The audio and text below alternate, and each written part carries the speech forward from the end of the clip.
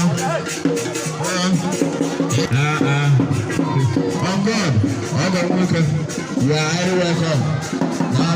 On God. You ever can see a little.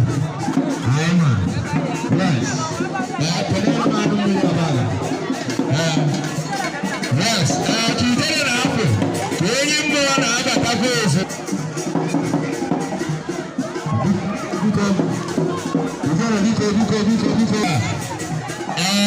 Imana mwijele na asu yani na uko mwijele mwanya mwijele nye mwana abata sita ya nuko sita ya nuko